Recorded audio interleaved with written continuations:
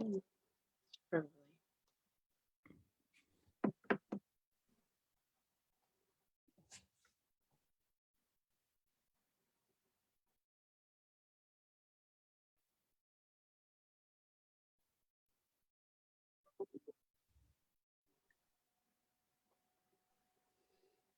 Hi, everybody. We're just going to give it a few minutes for people to come on.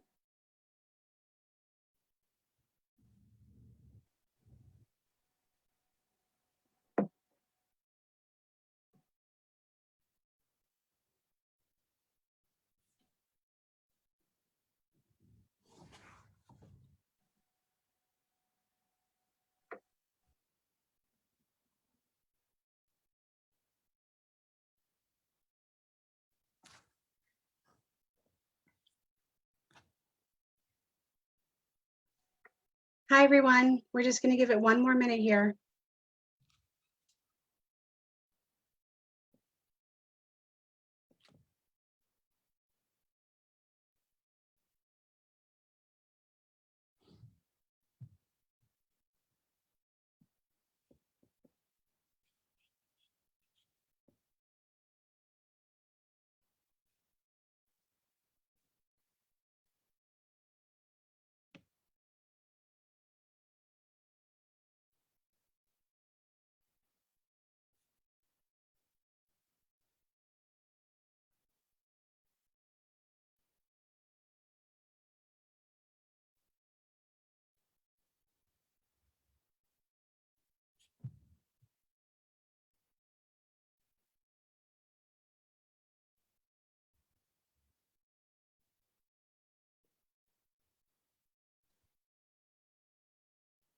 All right, we're going to get started. Hi, my name is Kat, and I am the program specialist here in North Platte, Nebraska for Girl Scouts Spirit of Nebraska.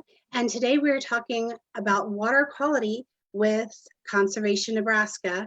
Alicia, would you like to get started? Yeah. So today we're going to talk about water quality.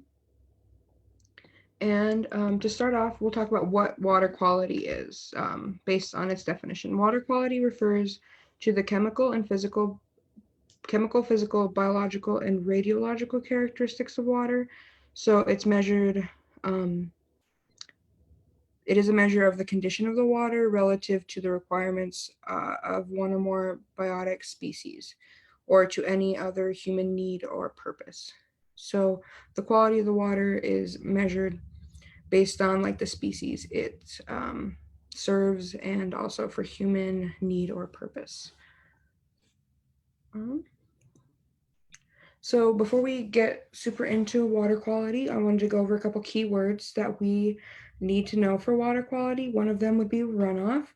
Runoff is stormwater that flows over surfaces such as rooftops, driveways, sidewalks, streets, and some lawns, depending on the lawn. And then as it flows, it can pick up oil, lawn chemicals, pet waste, and other pollutants along the way. And then there are storm sewers, which, unlike the sewers that are connected to your home's plumbing, storm sewers, um, they take runoff directly to nearby lakes and streams without any treatment or removing any pollutants. And then there are watersheds. Everyone lives in a watershed. A watershed is an area of land that drains to a common body of water, such as a creek, stream, river, or lake. Groundwater is water that's held underground in soil or in pores or in crevices in rock. So that's the water that's below us. Groundwater examples would be like aquifers. So we are in Nebraska over the Ogallala Aquifer. And then surface water is water that is the top layer of a body of water. So that would be lakes, streams, rivers, water like that. So then, as a quick overview of why water quality is important, clean water is important to the livelihood of Nebraska and to everybody. It is linked to our cultural heritage of farming and recreating. So Nebraska has the sixth worst waterways in the United States. in toxic pollution. So that is all of our rivers, all of our major rivers have been polluted in Nebraska. And then in 2015, nearly 77 million Americans were drinking water that was in violation of federal protection, including many cities in Nebraska. And then Nebraska is also ranked 30th of the 50 states in water quality for the tap water. When it comes to poor water quality, there's a couple things that we can talk about. So health, wildlife, and local businesses and industries are affected by poor water quality. So some communities find excess nitrates in their water from polluted runoff. Such water is unhealthy to drink, particularly for babies. Elsewhere, chemicals spilled or dumped at old industrial sites have seeped into groundwater at sites across the state. Poor water quality has the most impact on wildlife, specifically aquatic wildlife. So that would be fish, bugs, and plants. Excess of nutrients, sediment, road salt, and other contaminants can reduce the variety of hardiness of organisms living in the water. And then many local industries depend on clean and abundant water, such as agriculture, tourism, food processing facilities, and power plants. So having poor water quality can affect all of those. But at most, it will affect wildlife, then our health, and then the local businesses and industries. As far as Nebraska's pollutants, as I said before, almost every major river in Nebraska is polluted, and it's polluted by pesticides, bacteria, sediment, PCBs, which are polychlorinated biennials, and then mercury. And also chromium would be for our drinking water, and nitrates are also for our drinking water and surface water. And then litter would also be for the surface water. So the sources of the pollution are varied. Pesticides and nitrogen and phosphorus are runoff from farm fields. Then there's sediment that runs off from farm fields and construction sites. Different kinds of bacteria can come from livestock operations, from outdated municipal wastewater treatments, and from residential septic systems. And then PCBs are remnants of the electric transformers, and mercury comes from burning coal. And then with nitrates, in some parts of the state, the nitrate concentration in the groundwater has risen to troubling levels. If you take a look at the map of Nebraska, there are some parts of northern Nebraska that have nitrates that have leached into the groundwater really badly, and they have to test their water quite frequently and get it treated. And then as far as the chromium, there is naturally occurring chromium in water just from minerals, but the kind of chromium that you have to worry about being in your water is hexavalent chromium. It is an odorless metal that, again, naturally occurs in water or can be caused by industry practices. And in Lexington, Nebraska, there was a violation of the standard of water in 2010 to 2015 for hexavalent chromium. And it is still higher than the health guideline right now. And then there is radium that when combined, radium 226 and 228 and uranium are radiological contaminants that can leach into the water from some minerals and from mining. These chemicals, when in drinking water, increase the risk of cancer and can harm fetal development. So those are some of the biggest pollutants that Nebraska is facing right now. So there are different ways we can test the water for each of these. So one is the temperature of the water. Rising temperatures of water can be caused by excess of litter and plastic in the water. And then pH, you can test the pH, and that can tell you how acidic or neutral or basic the water is. The pH of the water wants to be about 7, which is neutral. If it goes below 7, that's going to be acidic, and if it goes above 7, it's going to be basic. And they're acidic things would be like lemon juice, and that would be about a 4. And then some of the most acidic things are battery acid. And then for basic, there's going to be things like milk, and then going up to the farthest end, there'd be like bleach. That's basic. And then you can test by water clarity. A lot of the times that's just by eye. You can see kind of if the water doesn't look very clear and you can't see to the bottom easily, that it's might have some things going on. And then another thing that we're actually going to talk about more in depth today is aquatic bugs, which are called macroinvertebrates. And for macroinvertebrates, if there's certain macroinvertebrates in the water, you can see that it's the most effective method, and you can see that based on the aquatic bugs in the water, how tolerant, based on their tolerancy to pollution, kind of you can gauge how polluted the water is. The macroinvertebrates are organisms without backbones, which they are visible to the eye without the aid of a microscope. An aquatic macroinvertebrate lives on, under, or around rocks and sediment on the bottom of lakes, rivers, and streams. Aquatic invertebrates include species such as insects, worms, snails, mussels, leeches, and crayfish. So these are the highly sensitive to pollution. These bugs are highly sensitive. So to start off, when they're found in high numbers, microinvertebrates like adult rifle beetles and gilled snails can serve as bioindicators of good water quality. These creatures are usually highly sensitive to pollution. These organisms tend to require highly dissolved oxygen levels.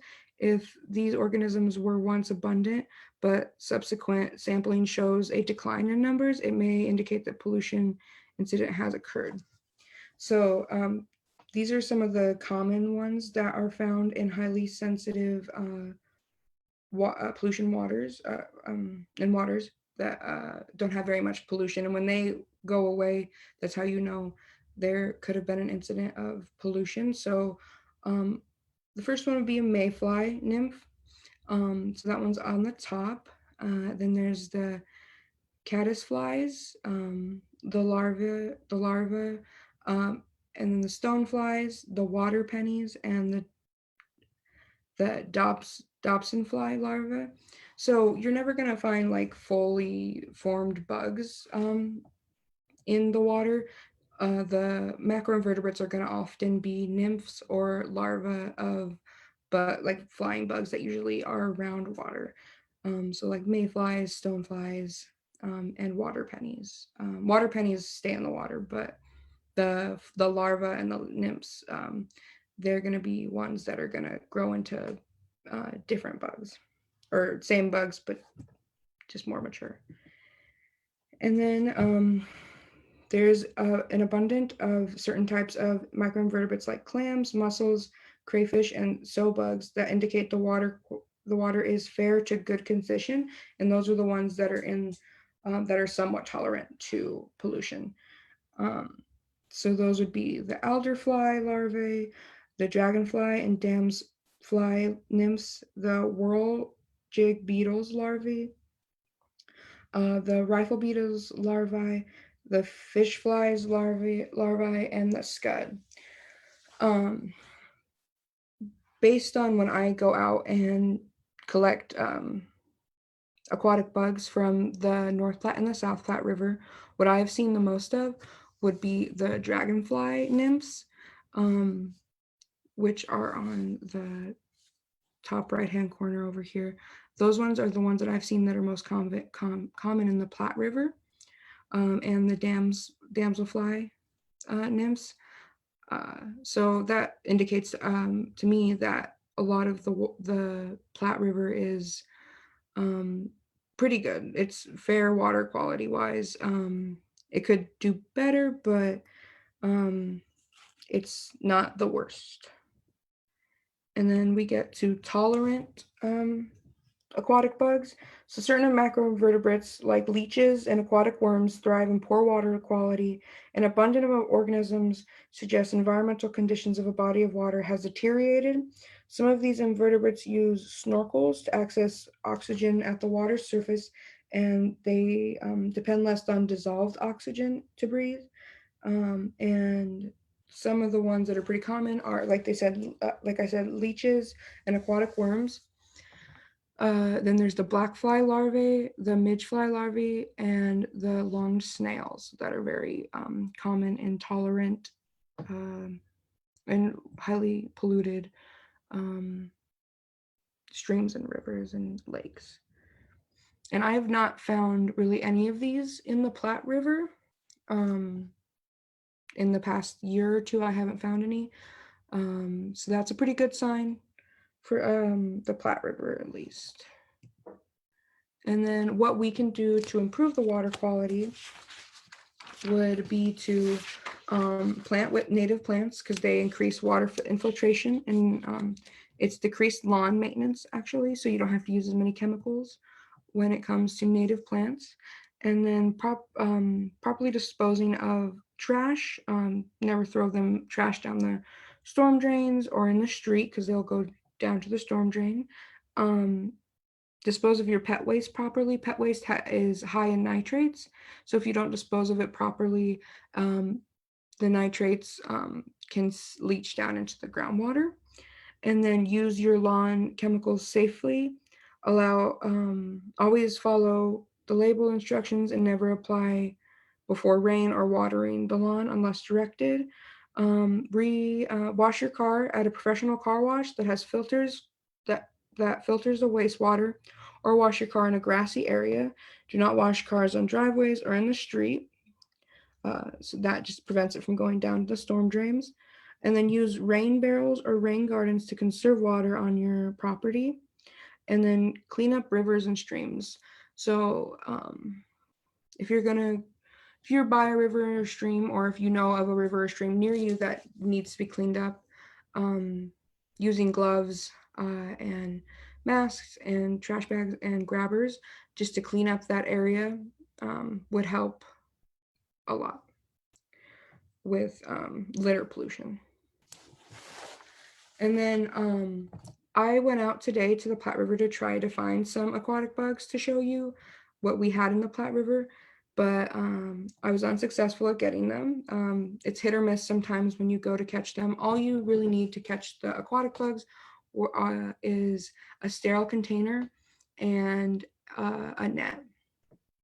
And what you do when you catch them is you kind of rough up the sediment on the side of the river or the bottom of the river, and then kind of catch the sediment in the net, and you kind of let the water kind of get all the small particles of sand out, and you can usually see them in there. I did grab a jar of river water here, and once the sand kind of goes all the way to the bottom and everything clears up a little bit, you do get to see some of the small aquatic bugs that are in here that aren't as big as the macroinvertebrates, like the dragonfly larvae and nymphs, but you do get to see like a couple of the little aquatic bugs that live in the water that are a little bit smaller. They're not quite microscopic, but they're visible, and you can actually keep the water up to like a month, and you can see the ecosystem that is usually in the river or pond wherever you grab your water from, as the sediment settles and the bugs come out more. And you can keep it in like a window that has some light, but not full light always. And you can kind of just observe the ecosystem that you grab from the river or the pond. Yeah. Awesome. Well, thank you so much, Alicia. Do you want to stop sharing your screen and show us the jar a little bit closer? It was really tiny in your little window. So I don't know how the sediment hasn't settled very well yet, but I can see just here, I can see a couple of small bugs in there. Um, there's a bigger one over here, but after about a day, and as you keep it, it'll separate a little bit more. There's actually one against the wall here. I don't know if you can see that on there. Not really. Not really, yeah, just like this dark spot on the wall of the jar that is where I'm. As this as the sediment starts to, fall down and the water clears, would you be able to take a short video and post it to this uh, link? And that way we can see what a little ecosystem kind of looks like. Yeah, definitely. Awesome. Awesome. Well, thank you so much for talking to us about water quality today. I really appreciate it. You're welcome. I hope you guys learn more about water than you knew before. Yeah, absolutely. And so thank you all for watching. Tune in later today at 4 p.m. when we will be chatting with troop support specialists. And don't forget to tune in tomorrow morning at 10 a.m. for your live horse lesson with Dusty Trails. Have a wonderful day. Stay safe, maintain your social distancing, and we will see you soon. Bye.